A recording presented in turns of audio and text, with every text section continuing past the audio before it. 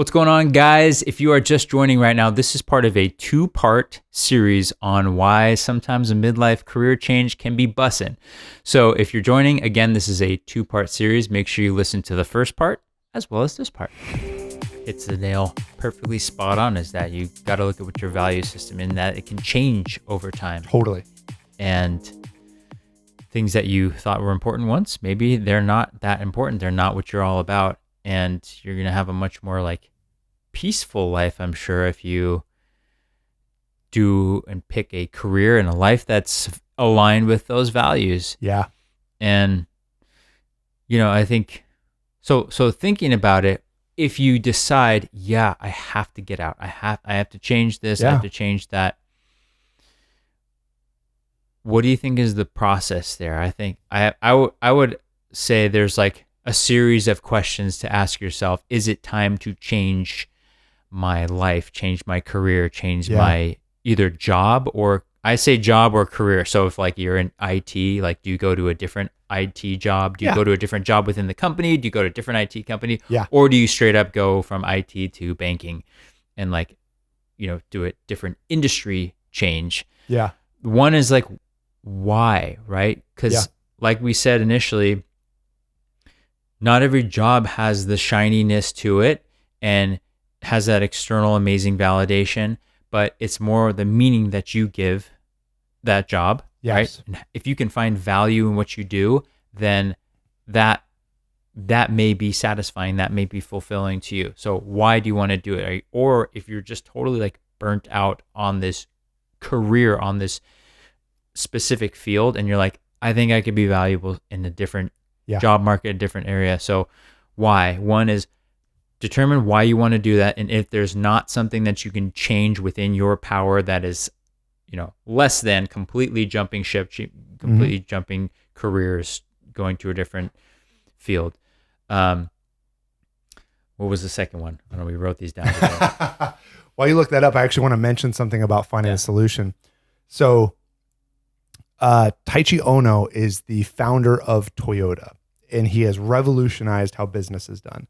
One of the most incredible things that he has brought to the business world is this concept of the 5 whys. And you mentioned, when you want to find an answer, ask why.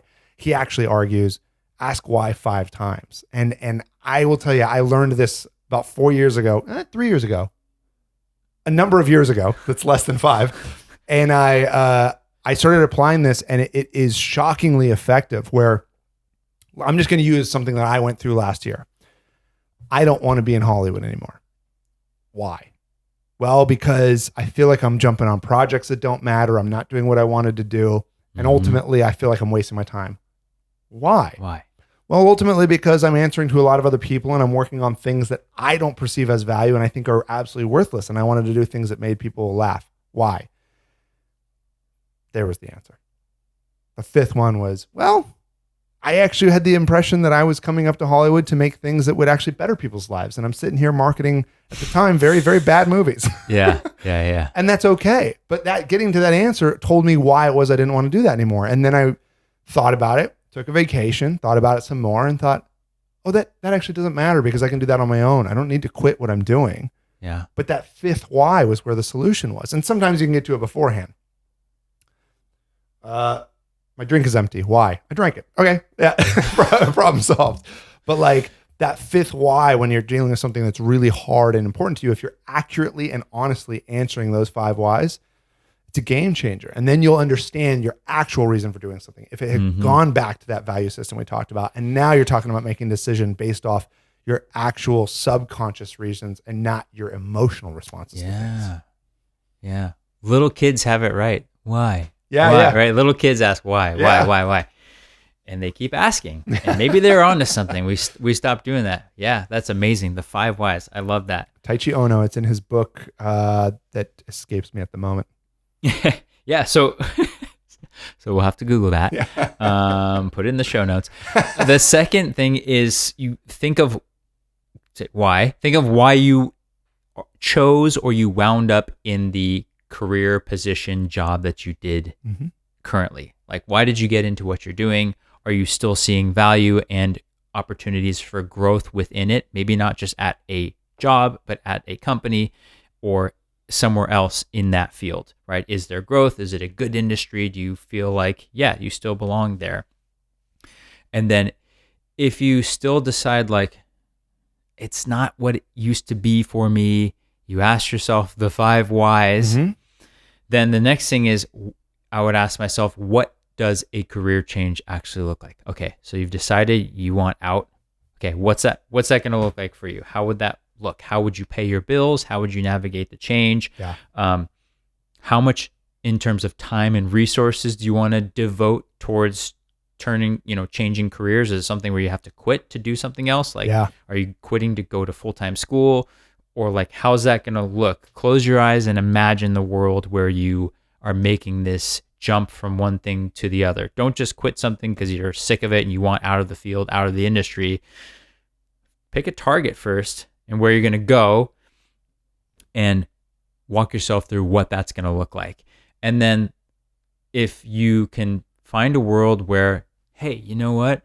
We were talking about, say you wanted to quit your job to become a street performer. Okay, yeah, sounds crazy. But then you say, what would that look like? Well, I play guitar and I sing, and I know there's street performing on this corner, and I know there's these buskers that make a ton of money singing there. They do this time, these hours.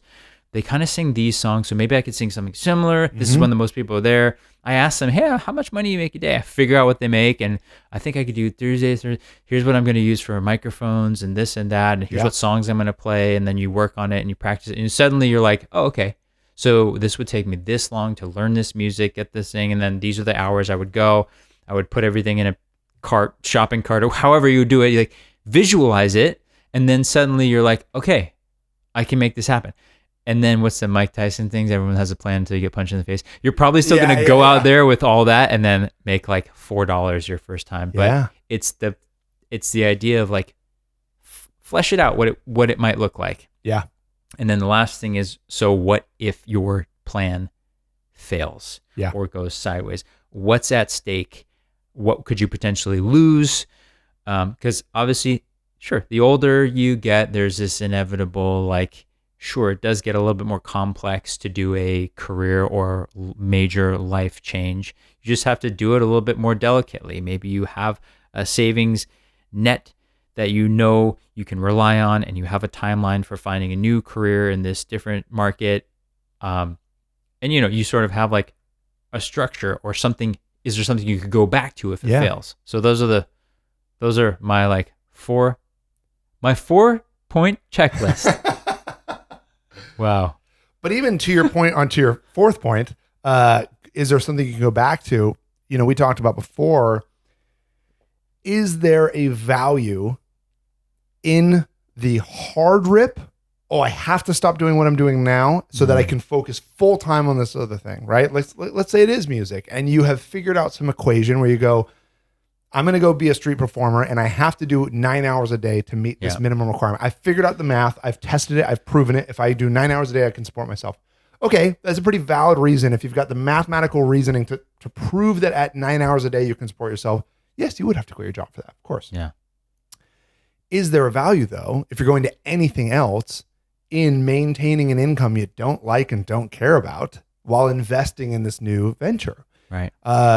We talked about this before. Like, let's say you are tired of the artist life. You've been street performer for 5 years. You're actually playing shows and clubs, and you're a musician that's traveling, and you go, gosh, I'm making, let's just call it $8,000 a month as a musician, which is incredible. I mean, you'd be the top 1% of musicians at that point. But like, let's just say you're making $8,000 a month, and you go, I got a wife at home now, and I want to be home all the time. I'm going to transition to psychology, and I'm going to go work for betterhelp.com and do online sessions. So I'm home all day and be an online therapist. Well, what does it cost to get your therapy degree? What does it cost to get your account set up? What does it cost to get your credentials and your certifications? Can you still be on the road as a musician or whatever your A career is while you're investing in your B career? Because maybe you're fortunate to have some outside resources, and maybe you're smart enough to have saved a ton of money over your career and you've got 150 grand in the bank. Yeah, all good. A lot of people don't have that. Even people who are successful don't have that. Sure. So what is the value in, okay, I make $8,000 a month. I can scale my life down to $6,000, and I'm going to spend $2,000 a month investing in what I really want to do. And of course, I know the opposite. I know having regular careers in terms of like advertising agencies and investing in art, investing in short films and scripts and film festivals that then have bettered my career. And that was always my equation was, okay, I'm working for this ad company and it's a great gig, but my ultimate goal is to be directing feature films. So let me invest about 5 to 10% of my income every month in the development of this project that I believe could help me. I don't want to, I mean, I like my job, but I don't want to ultimately be doing that. I want to be doing this, but that shit costs money. So that slow investment is much better than me just being like, I got 50 grand, quitting my job. Good luck, everyone. Yeah. Like there's so much more value in that. And it always takes money. It always takes a little bit more money than you think. And to have that consistent flow of revenue from your previous opportunity, even if you are hell-bent on getting your new opportunity, it will help you in the long run. Yeah. It's sometimes tough and not realistic to make a totally clean break. Yeah. Because there's cost to get into something new, but then there's also the opportunity cost of how much money you could be making at your old thing that you don't like quite as much, but it still was paying the bills. Yeah. You know, you're not only, okay, it cost me $2,500 a month to take this new psychology certificate course. However, it's costing me, I'm doing that full time. That's costing me $4,000, $5,000, $6,000, $10,000 a month I was previously making in my other job. So there is, of course, a point where if you're making that transition, you've got to go all in on one or the other. Totally. And in my field, in real estate, we see this a lot. We see a lot of like part-time agents, people come and go, which, you know, people are like, oh, are you full-time or part? But you know what? There's something respectable in doing what you have to do, providing for yourself and for those around you and doing what it takes. And yes, still getting in a couple hours a week or whatever, a couple hours a day to do, if you're in my example, to do real estate, to follow up with clients, to continually work on it. And there may be times where it is a little bit of this and a little bit of that.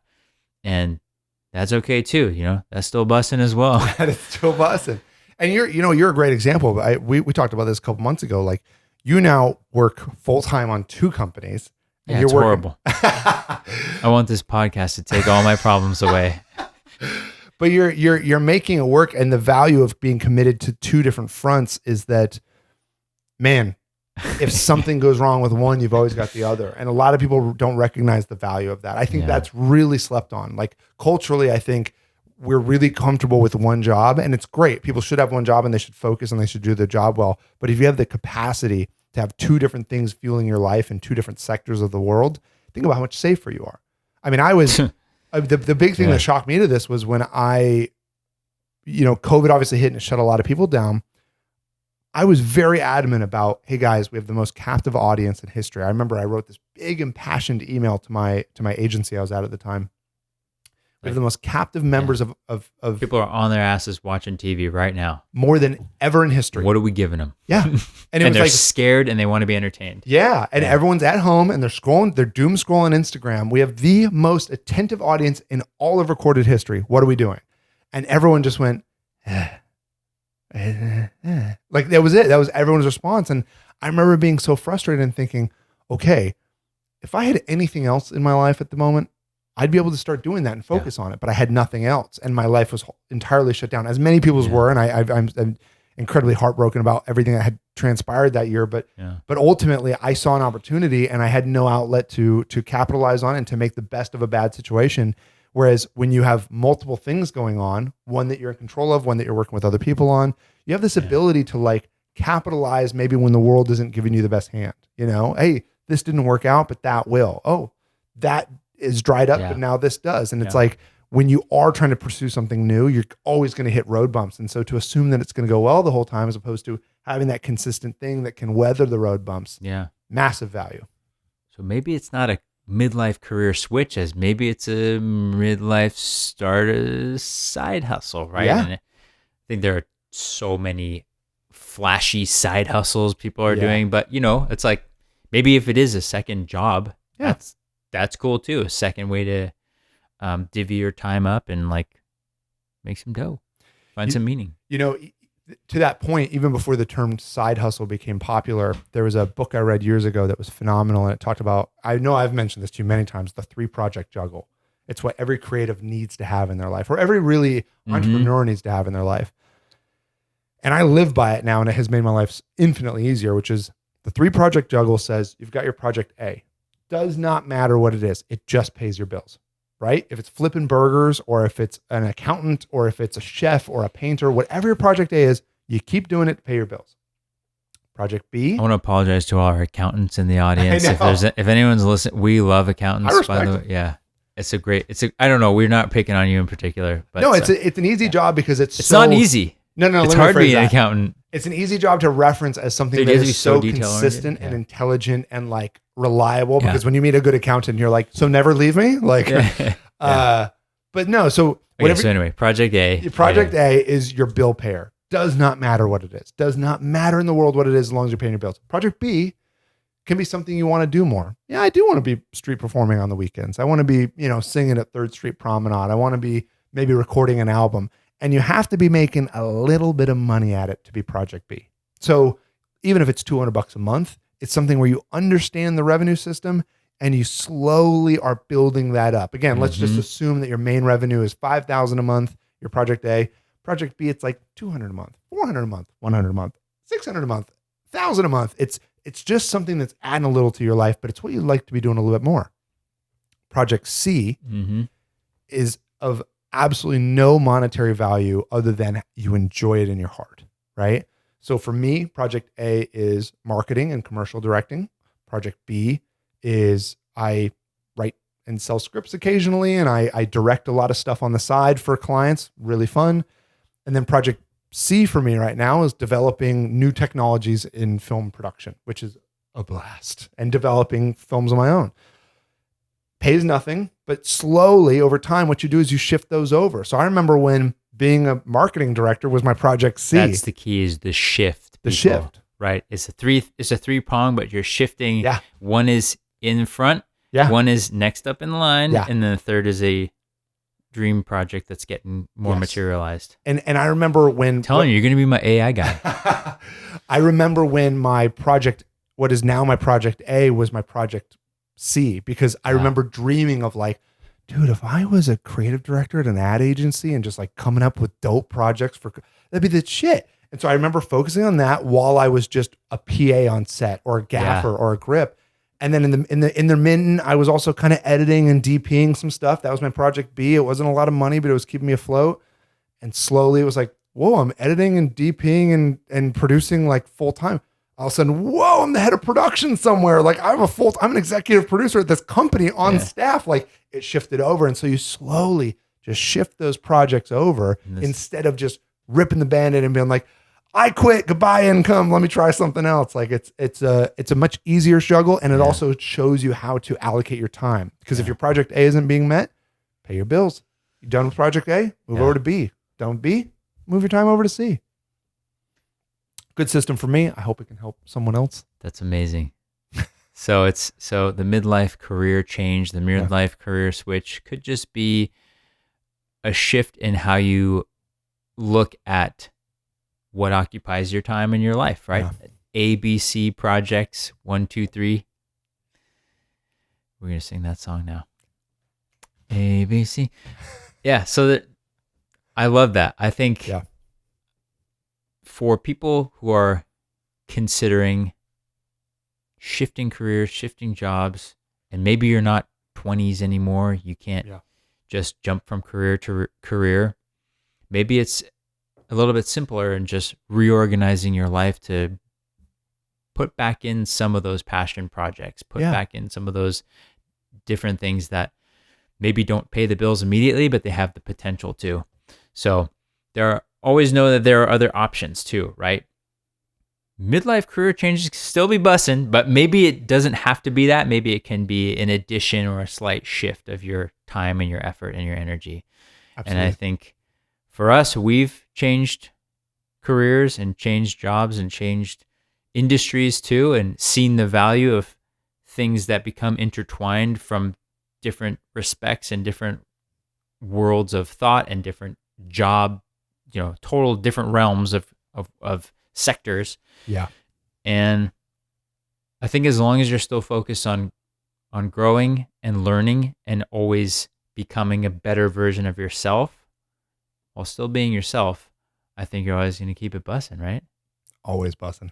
So I think that's good, right? Solid. So I loved having you guys here with us today. Thank you so much for listening. Hopefully this helped provide some excitement, some entertainment, and some insight. And we'll see you next time.